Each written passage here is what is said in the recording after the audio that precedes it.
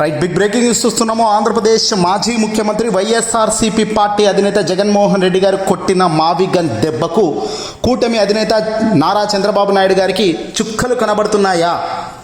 తాజాగా చంద్రబాబు నాయుడు గారు ఇటీవల స్పీచ్ వేమూరి నియోజకవర్గం సూర్యాపల్లిలో మీ భూమి మీ హక్కు కార్యక్రమంలో పాల్గొన్న చంద్రబాబు నాయుడు గారు తాజాగా చేసిన వ్యాఖ్యలు చూస్తుంటే నిజంగా గట్టి హెచ్చరికలు చంద్రబాబు గారికి తగిలినట్టుగా తెలుస్తున్నాయి. పైనున్న కేంద్రం, పార్టీలో కీలక నేతల అసంతృప్తి కావచ్చు, లేదంటే జగన్మోహన్ రెడ్డి గారు చెప్పినా లేవనెత్తిన మావిగన్ లాజిక్ దిమ్మ తిరిగిపోయినట్టు స్పష్టంగా కనబడుతుంది. జగన్మోహన్ రెడ్డి గారిపై చాలా పెద్ద ఎత్తున ఫ్రస్ట్రేషన్ పీక్స్ అవుతున్న చంద్రబాబు నాయుడు గారి ఆవేదన ఇదిగో ఈ సభలో క్లియర్గా కనబడుతుంది. సాక్షాత్తు ఎవరికైనా ఎప్పుడైనా కూడా ఏదైనా కోపం ఎందుకు వస్తుంది? సర్వసాధారణంగా ఒక వ్యక్తి రాజకీయాల్లో ఉన్నప్పుడు ఒక వ్యక్తి ఒక మాట అన్నప్పుడు ఆ వ్యక్తికి సంబంధించిన మాటలు అబద్ధాలు అయితే చెల్లవు అయితే దానికి తగ్గ ఆధారాలతో మాట్లాడితే బాగుంటుంది. కానీ ఇప్పటి వరకు తెలుగుదేశం పార్టీ వాళ్ళు కానీ తెలుగుదేశం పార్టీకి సంబంధించిన మీడియా కానీ పైగా చంద్రబాబు నాయుడు గారు కానీ ఎవరైనా కూడా మావిగన్ అని జగన్మోహన్ రెడ్డి గారు లేవనెత్తిన పాయింట్ను ఎందుకు కాకూడదు, ఎందుకు అవును, ఎందుకు కాదు అనే అంశాలు ఎక్కువ పోకుండా ఉట్టిగానే కేవలం మాటల వదలడం మాత్రం చేస్తున్నారు. జగన్ అంటేనే ఒక వితంత వాదన చేసే మనిషి అని, ఒక సైకో అని ఇలా విచ్చలవిడిగా మాట్లాడుతూ డైవర్షన్కు ప్రాణాధికారి వేశారు. ఇందులో భాగంగా ఇటీవల ఏబిఎన్ ఆర్కే ఆంధ్రజ్యోతి దినపత్రికకు సంబంధించిన ఒక కథనంలో ఏకంగా దారుణంగా వ్యాఖ్యలు చేశారు మహిళల గురించి. ఇదంతా మీకు అందరికీ తెలిసిందే. ఇక దీని గురించి కూడా చంద్రబాబు నాయుడు గారు అత్యంత దారుణంగానే వ్యవహరిస్తూ పోతున్నారు. అనరాని మాటలకు అన్నానని చెప్పి మీడియాపై దాడి చేస్తున్నారు. ఇది ఎంతవరకు కరెక్ట్ అంటూ ఆయన మాట్లాడుతున్నారు. ఏమీ అనకుండా ఒక పేపర్ మీద ఇంత రాద్ధాంతం చేస్తున్నావే, నీ పేపర్ కానీ మీ నాయకులు కానీ ఆడబిడ్డల్ని ఎంత వేధించారు. అయ్యా, అధికారంలో ఉన్న మీరే మంత్రి, సాక్షాత్తుకు మంత్రిగా పొజిషన్లో, మాజీ మంత్రి పొజిషన్లో ఉన్న ఒక వ్యక్తిని ఇంటిపైకి వెళ్ళి ఎమ్మెల్యే సాక్షాత్తుగా మందినేసుకొని పోయి దాడి చేసే కార్యక్రమం చేస్తున్నప్పుడు ఇదే బుద్ధి, ఇదే జ్ఞానం మీకు లేదా అని సగటు మనిషి అడగడా? మీరు చేస్తేనేమో పుణ్యాలు, ఇతరులు చేస్తేనేమో అరాచకాల, మీరు చేస్తేనేమో అద్భుతాలు, ఇతరులు చేస్తేనేమో అది కూడా ఇతరులు పోయి ఏం ఆఫీస్ మీద దాడి చేయలేదు, కర్రలు పట్టుకొని పోయి ఏబిఎన్ రాధాకృష్ణ ఇంటిపై దాడి చేయలేదు, ఆయన ఆఫీస్ పైన దాడి చేయలేదు. వైసీపీ వాళ్ళు నిరసన వ్యక్తం చేయడంలో ప్రజాస్వామ్యంలో ఉన్న హక్కును వాడు వాడుకున్నారు. కేవలం నువ్వు దుర్భాషలు ఆడుతున్నావు, నీ మాటలు బాగాలేవు, నువ్వు సరిగ్గా మాట్లాడటం లేదు, నీ కథనంలో మహిళలను కించపరిచేలాగా దానికి సంబంధించిన వాళ్ళు క్లిప్ను కూడా కట్ చేసి ఏ మాటలు ఎందుకు వాళ్ళని బాధ చేసినాయి అనేది కూడా బయట పెట్టి వాళ్ళు నిరసన వ్యక్తం చేస్తే అది దాడి కిందికి వస్తుందా? మీరు చేస్తేనేమో అది దాడి కిందికి రాదు. సాక్షాత్తు మాజీ మంత్రి అంబటి రాంబాబు గారి ఇంటిపైకి దాడికి వెళ్తే అదేమో దాడి కాదు. ఇది పైగా అంబటి రాంబాబు గారు నోరు జారిన మాటలు వెనక్కి తీసుకున్నారు. కానీ ఇప్పటి వరకు ఆంధ్రజ్యోతి ఏబిఎన్ రాధాకృష్ణ వెనక్కు మాటలు తీసుకోకపోగా చంద్రబాబు నాయుడు గారు కూడా వెనకేసుకుని వస్తున్న వైన్యం కనబడుతుంది. ఇక ఇదే అంశంలో చంద్రబాబు నాయుడు గారు మావిగన్ పై కూడా స్పందించారు. జగన్మోహన్ రెడ్డి గారు వితంత వాదన చేస్తున్నాడు, 50 మందిని వేసుకుని పోయి ఎటు పడతాడు భయపెడుతున్నాడు, ఇది ఏంటి అసలు, ఎటుపోతుంది ఏంటి అంటూ రెచ్చిపోయాడు చంద్రబాబు నాయుడు గారు. ఇక ఇదే దాంట్లో ఆయన కూడా ఏమన్నారంటే, విజయవాడ, మచిలీపట్నం అలాగే గుంటూరు మూడింటిని కలుపుతూ కారిడార్ను నిర్మించాలి, దీనిపై మావిగన్ అని పేరు పెడుతూ జగన్మోహన్ రెడ్డి గారు మావిగన్, నీకు పేరు నచ్చకపోతే వేరేదైనా పెట్టుకో కానీ దీన్ని మాత్రం ముందుకు తీసుకురా, అమరావతిలో ఇప్పట్లో అయ్యేది కాదు అంటూ జగన్మోహన్ రెడ్డి గారు లేవనెత్తిన పాయింట్ను చంద్రబాబు కూడా దాన్ని పట్టుకొని పెద్ద ఎత్తున దాన్ని డ్రాగ్ చేయకుండా చాలా తెలివిగా మేము అదే చేస్తున్నాం CRDA అంటూ చంద్రబాబు మాట్లాడారు. ఒక్కసారి చంద్రబాబు అన్న ఒరిజినల్ క్లిప్ కూడా మీ ముందుకు తెస్తున్నాను, చూడండి. విజయవాడ, గుంటూరు, మచిలీపట్నం అదే చేస్తున్నాం CRDA. విజయవాడ, గుంటూరు, మచిలీపట్నం అదే చేస్తున్నాం CRDA. విజయవాడ, గుంటూరు, మచిలీపట్నం.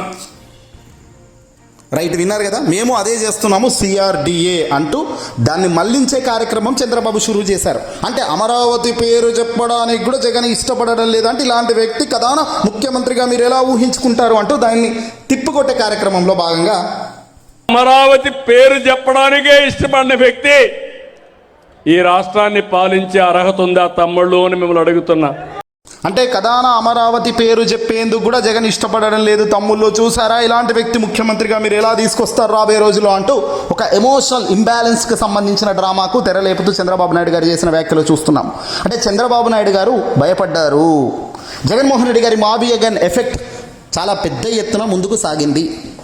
మచిలీపట్నం, విజయవాడ, గుంటూరు, మాలో మచిలీపట్నంలో మా, విజయవాడలో వి, అలాగే గుంటూరులో గన్ ప్రాంతాలను కలుపుతూ మావిగన్ అనే కొత్త కారిడార్ను ప్రతిపాదిస్తూ జగన్మోహన్ రెడ్డి గారు ఇటీవల పెద్ద ఎత్తున బాంబు పేల్చారు ప్రెస్ మీట్లో. ఆయన పేల్చిన ఈ మావిగన్ ఎఫెక్ట్తో ఒక్కసారిగా రాష్ట్రం మొత్తం సంచలనంగా మారింది. చర్చ మొదలైంది ప్రతి ఇంట్లో. ఏంటి మావిగన్, ఏంటి అమరావతి, చంద్రబాబు నిర్మిస్తున్న అమరావతికి జగన్ చెప్తున్న మావిగన్కి అసలు ఏంటి అనే దానిపై పెద్ద ఎత్తున చర్చ జరిగింది. ఇక్కడ జగన్ గారు చాలా బలమైన వాదన ముందుకు తీసుకొచ్చారు. అమరావతిలో కేవలం మౌలిక సదుపాయాల కోసమే, రోడ్లు, డ్రైనేజీలు, ఇతర చిన్న చిన్న మౌలిక సదుపాయాల కోసమే 2 లక్షల కోట్లు ఖర్చు అవుతుందని చంద్రబాబు సాక్షాత్తు చెప్పారు. అది వృధా అని ఆయన అన్నారు. దానికి బదులుగా ఇప్పటికే అభివృద్ధి చెందిన మచిలీపట్నం, ఇప్పటికే అభివృద్ధి చెందిన విజయవాడ, ఇప్పటికే అభివృద్ధి చెందిన గుంటూరు నగరాలను అనుసంధానం చేస్తూ కారిడార్లుగా అభివృద్ధి చేస్తే చాలా తక్కువ ఖర్చుతో రాజధాని లాంటి ఫలితం వస్తుంది అని ఆయన ప్రతిపాదించారు. కానీ ఇది చంద్రబాబు నాయుడు గారు మొదట అసలు దీనిపై అసలు ఏంటి మావిగన్ అంటూ చాలా రోజులు ఆలోచించారు. దానిపై స్పందించలేదు. జగన్మోహన్ రెడ్డి గారిని తిట్టారు. ఆ సైకో అన్నారు, ఆయన అది వేస్ట్ ఫెలో అన్నారు. అసలు జగన్మోహన్ రెడ్డికి రాజకీయం తెలుసా, అసలు ఇలాంటి వ్యక్తి కదా, అధికారంలోకి వస్తే మీ పని ఏంటో ఆలోచించండి అంటూ ప్రజల్ని ఇబ్బంది పెట్టే కార్యక్రమం కూడా చేశారు. కానీ ఎంత చేసినా ఏం చేసినా చంద్రబాబుకు బహుశా కేంద్రం నుంచి వచ్చిన మొట్టికాయలు కావచ్చు, తన సొంత పార్టీలో కూటమి నేతల నుంచి వ్యతిరేకత కావచ్చు, ఏదైనా కావచ్చు, చివరికి ఈరోజు ఏమంటున్నారు ఈ సభలో మాట్లాడుతూ, విజయవాడ, గుంటూరు, మచిలీపట్నం అదే చేస్తున్నాం సిఆర్డిఏ, మేము అదే చేస్తున్నాం సిఆర్డిఏ అంటూ అక్కడికి ఆప్ చేశారు, కట్ చేసేసారు. దాన్ని ఇంకా ప్రొలాంగ్ చేసే కార్యక్రమం చేయలేదు. అసలు ఏంటి అంటే అమరావతి రాజధానిని చంద్రబాబు గారు డిజైన్ చేసినప్పుడే అది విజయవాడ, గుంటూరు నగర అభివృద్ధిల మధ్య మచిలీపట్నం పోర్టు దాకా ఉండేలా ప్లాన్ చేసినట్టుగా తెలుస్తుంది. సిఆర్డిఏ పరిధి అంటే క్యాపిటల్ రీజియన్ డెవలప్మెంట్ అథారిటీ. అంటే గుంటూరు, విజయవాడ ప్రాంతాలు అన్నీ ఇప్పటికే తాము ఏర్పాటు చేసిన సిఆర్డిఏ అంటే క్యాపిటల్ రీజియన్ డెవలప్మెంట్ అథారిటీ పరిధిలోనే ఉంటాయి.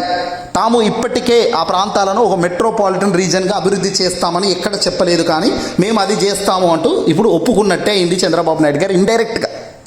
అంటే నువ్వు చెప్పేది ఏంది, సిఆర్డిఏలోనే ఉంది అంటున్నారు. ఇక్కడ చంద్రబాబు గారి వితండవు వాదన జగన్ది కాదు, చంద్రబాబు నాయుడు గారిది. కేవలం తన సొంత లాభాల కోసం అమరావతి అని చెప్పుకుపోతున్నాడు తప్ప అల్టిమేట్గా జగన్మోహన్ రెడ్డి గారు ఏదైతే చెబుతున్నారో ఆ పనులలో వేగం పెంచే కార్యక్రమమే చేస్తాము అనేటట్టుగా చెప్తున్నారు. కానీ డబ్బులు తీసుకుపోయి మాత్రం అక్కడ పెడుతున్నారు. ఇక్కడ జగన్మోహన్ రెడ్డి గారు చాలా తెలివిగా, చాలా వ్యూహాత్మకంగా, చాలా ప్లాన్డ్గా ఇరికించేశారు కూటమిని.